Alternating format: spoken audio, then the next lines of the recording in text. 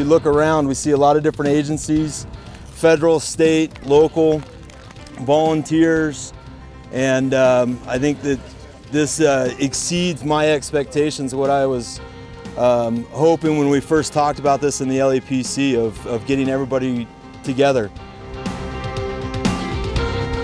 We're going to give you the scenario. We'll set out the scene for you, and we want to make this as realistic as possible in a mock situation. And so we do have role players who will play parts of victims. We have role players that will play the parts of bad guys. We have role players that will be mixing in with the whole scenario. I can't help it. I can't help it. Hey, don't touch me. 2243, we just got a report of a eluding a suspect near ramped road by the old Centerville gravel pit. Subject was involved in an accident with the deputy. Break. We got shots fired at our locations coming down from the top of the hill. You guys hearing those shots? Today was our training exercise with the Boise County Local Emergency Planning Committee.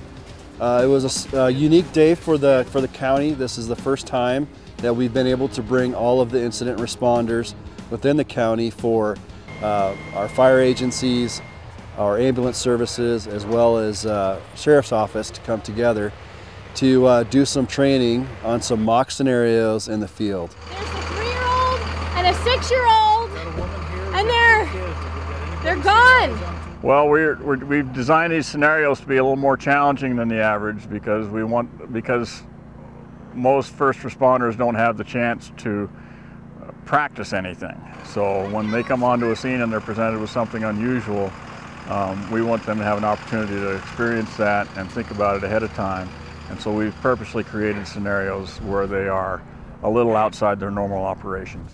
We also have 2 missing kids, so when you guys get up there, keep an eye out. Suspect's vehicle collided and the deputy vehicle was unable to avoid hitting him.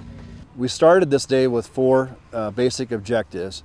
One was to evaluate our incident responders as they respond to incidents, how they're utilizing basic incident command system. So right now, as the IC of this incident, all of the responders that are coming to this incident need to coordinate with what the mission is this IC needs. The second objective was to evaluate their communications and their effectiveness, whether it was through radios or in briefings, and also their documentation with incident organizers. Okay, we have a female down, possible heart attack. Can you guys come on up with the ambulance? Our third objective was to evaluate our responders as it relates to scene safety and the safety of the incident responders when they do respond to either a fire, a medical incident, or a law enforcement incident. Dr. Smith out of Boise St. Luke's is her physician. And our last objective was to evaluate their tactical effectiveness and their operations, and their span of control. And the whole time, and the communication was good between the other agencies. As a volunteer agency, the more exercises we can get, the better it is for us. I thought that the exercise was well put together. I think that the participants, all I've heard all day long is, hey, I learned something today.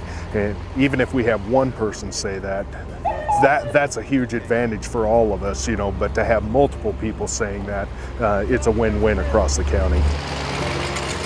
This whole volunteer effort is something that IDL supports statewide, and without our whole mission within the IDL protection is to create volunteer fire departments, support them so they can get out as first responders and we can work together, we can keep the cost of fire at a minimum. I'm always amazed at Boise County and how we turn out volunteers. We've got 80 or so people here today, in addition to the people who stayed home to make sure that their home areas are safe and to be able to respond on a normal Saturday afternoon like this. We had great successes today. The most important thing that I believe that came out of today was building relationships. Relationships not only between fire, EMS, and law enforcement, it was also relationships with our volunteer agencies that are relied upon here in Boise County.